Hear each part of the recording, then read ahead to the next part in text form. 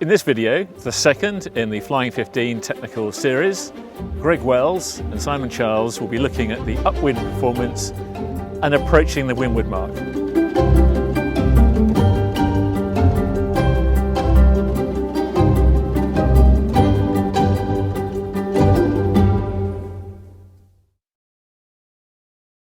Here we will cover two different wind conditions. Firstly, we have Simon and Cato sailing upwind in 10 to 12 knots. So we're having our first upwind run of the day, just trying to get things set up nicely. Looking at the jib slot, we're probably slightly tight on the jib at the minute for that wind condition. Moving the cars forward a little bit and backwards a little bit to get things looking good and feeling right.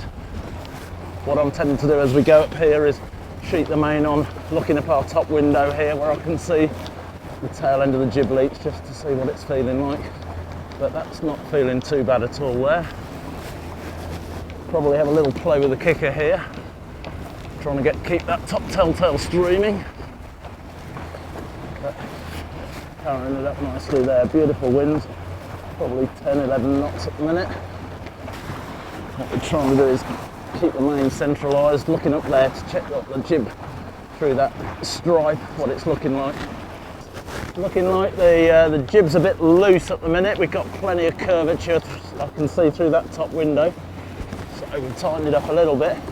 If we go too tight, you oversheet it now a bit. If we're oversheeting now, I'm seeing through this top window, we're starting to get some back wind off the sail a little bit there.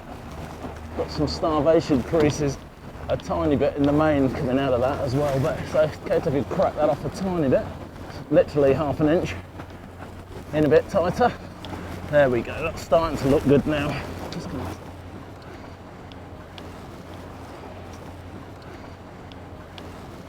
Yeah, so we're looking to tack. Here we go then, 3, 2, 1, Cato, let's go. Nice and smooth and gently, round we go. Gentle sheeting, not too tight too soon on the jib. And now we're up and away. Good pressure, squeeze it back on. Right, here we go upwind now. We're probably on the edge of too much kicker. I can try and show you. This breeze, if we over kicker, boat feels a bit stuffed. Leach very firm. Telltales hooking around the back every now and then, so you're losing them. Boat feels very choked. We're now going to ease that kicker right off. Go the other way. Right, too much twist.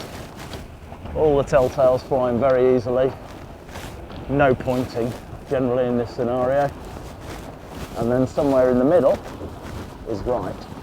So we just pull it on.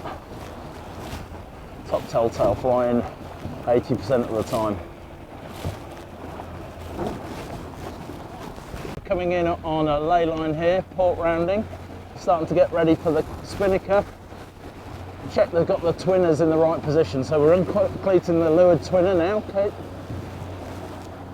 The windward in, make sure the windward's in and tight. Uncleat the spinnaker sheet, so you can go for it. And go for the pole now, we're going early. Pole out there as quick as we can. So, cleat this one, cleat the guy in now, get ready to ease, and we're going to bear away any second. Important to dump the kicker before we get there. And we're going to bear off now and go for the hoist. And here is myself and DT sailing in completely different conditions, gusting 35 knots. It's important to set the boat up for strong winds. Here you can see the main is ragging, the boat is on its ear and out of control. There's lots of weather helm. You can see the tiller is way up to windward. That boat is not set up well. Now you can see the boat is set up much better. We've got the jib cars led completely back, lots of Cunningham, jib is eased a little bit, and now the boat, as you can see, is nicely in control and the rudder is centralised. Here we're looking at the use of the rig settings, the mast ram, the kicker and the Cunningham. In this clip you can see that the mast is overbent, and that's shown by the starvation creases in the mainsail. It makes the boat easy to sail, but you will lose pointing and the boat won't be going as quickly as it can. Here the boat is in nice trim. It's in control and we're just using a bit of feathering to keep the boat flat but still driving through a difficult chop. Also you can see how the rig is responding to the gust nicely. Again, here's the boat nicely flat, driving really well through difficult waves. Nice open jib slot and the main eased, keeping the rudder on the centre line.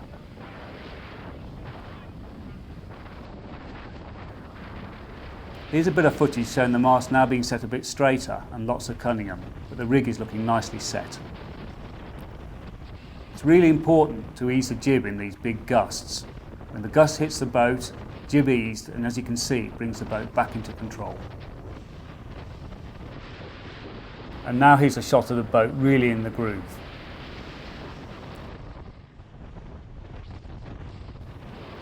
Important to have a feathering technique in strong winds where you just luff the jib slightly. It helps you to keep the boat really flat, but don't do this too much, otherwise it will stop the boat driving through the difficult chop. Here's a good example of feathering technique. It's better to be undersheeted with loose leeches than oversheeted. Here we can see the slot is very open, maybe too much, but it allows the mainsail to be eased without choking the slot. It's that causes lots of backwind in the mainsail, which is drag, or even worse, causes the dreading flogging of the main and destroys all the airflow over the sails. Never fight a boat. It's much better to ease the main if you have to. Here's an example of the mainsail well eased and the boat in good trim. If you get the boat trim right, you don't have to use the rudder. It acts as a brake when moved too much. So here's a tacking technique we like to use in a breeze. We move nicely together across the boat. This tack's a bit too quick actually, and I've had to use too much rudder, and there's a little bit too much heel as we come out. But the jib is nicely eased and not pulled in too quick, and that recovers our situation and keeps the boat moving. This one's a much nicer tack. You can see it's a little less wind. Here we have minimal rudder and a very nice heel. We move well again across the boat, and the jib is not too tight after the tack. This shot shows a very nice parallel slot between the jib and the main. It's not too open, and more importantly, not too closed. It shows a little bit of backwind in the main when it's viewed from the windward side, which means the slot is not too open, so that's a good sign.